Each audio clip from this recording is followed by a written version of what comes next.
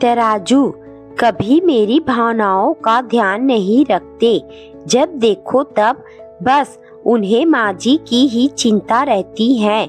मैं भी अब वापस नहीं जाना चाहती, वहाँ रहे अपनी माँ के साथ और खूब सेवा करे।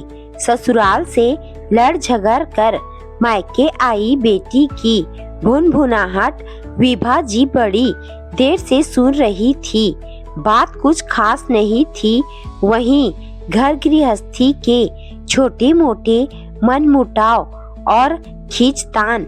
जब बेटी अपनी भड़ास निकाल कर चुप हुई तब विभा जी ने बोलना शुरू किया।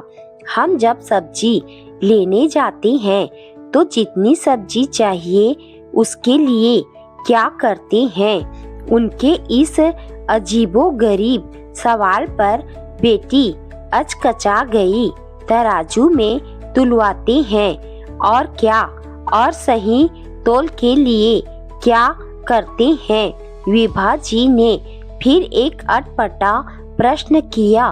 एक पढ़ने में सब्जी तो दूसरे पढ़ने में जितनी चाहिए उतने का बाट या वजन रखते हैं। बेटी झुंझला कर बोली, अगर हमें 1 किलो सब्जी चाहिए तो क्या 200 ग्राम का बाट रखने से मिल जाएगी?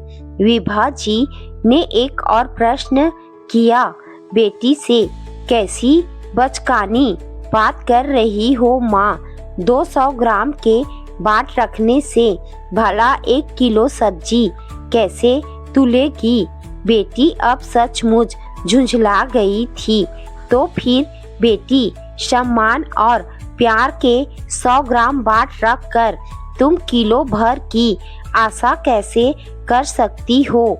विभा जी गंभीर स्वर में बोली। क्या मतलब?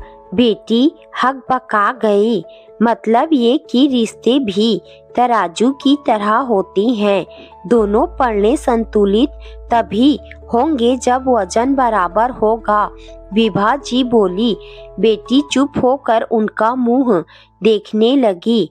तुम सास को सम्मान और माँ समान प्रेम नहीं देती, पति को सहयोग नहीं करती और चाहती हो कि घर में सब तुम्हें पलकों पर बिठाएं, खूब सम्मान दे, तो ऐसा नहीं होता। विभा जी ने समझाया तो बेटी का चेहरा उतर गया।